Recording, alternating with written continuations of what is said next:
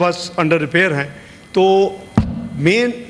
Issue ये है कि इसके जो लॉसेस हैं जनाब चेयरमैन, जैसे आपको मालूम है, करीबन 700 बिलियन से एक्सीड कर चुके हैं और इसीलिए होल्ड को बनाई गई और उसके बाद जो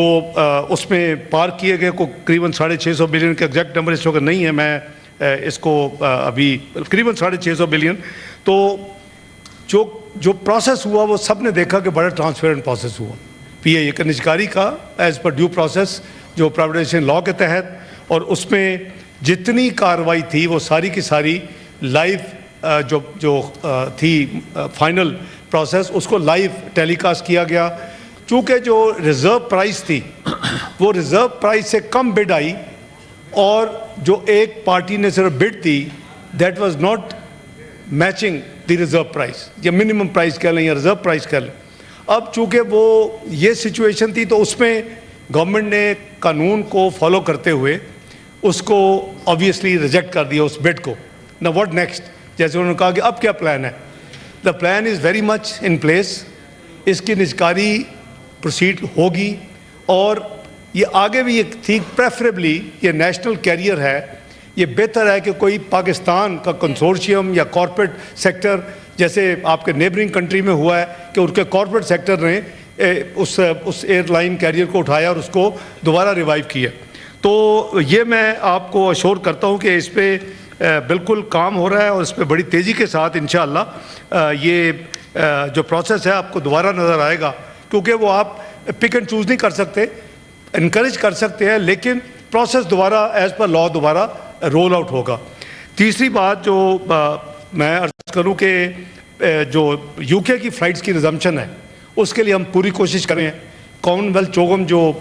होता है कट, वो प्राइम मिनिस्टर नहीं जा सके, मैं स्मॉ में वो हुआ अक्टूबर में, मैंने वहाँ फिर अपने काउंटर पार्ट से यूके के उनको रिक्वेस्ट की कि आप मेहरबानी करें, अब हम बहुत नज़दीक हैं यूरोपियन यूनियन के सिग्नल्स, अब ठीक है आपके भी वही अप्लाई करती है हर चीज़। तो उन्होंने वादा किया कि जनवरी के एंड में वो अपनी एक चेक फिज़िकल चेक के लिए उनकी टीम आ रही है। तो होपफुली मेरा ख्याल है कि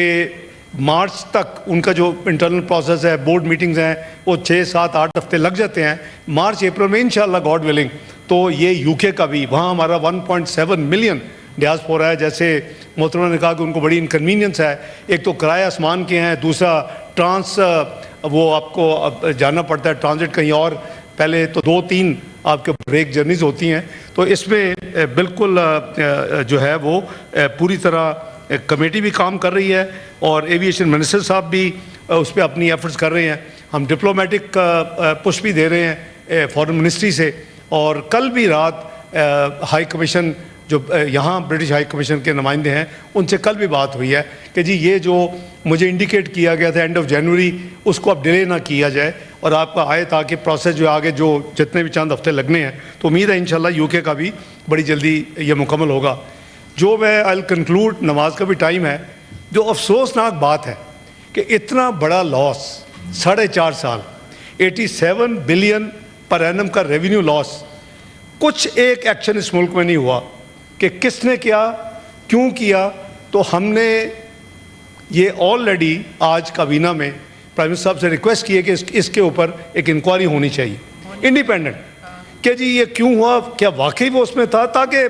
दूध का दूध पानी का पानी, कौम को पता तो बताए ना आप। ये एक स्टेटमेंट से जो मुल्क को नुकसान हुआ, जो डियास्पोरा को हमारे तकलीफ हुई, जो एयरलाइन आपके जितने रूट्स हैं, जी जी जी जी जी जी वो दूसरे मुल्कों की एयरलाइनों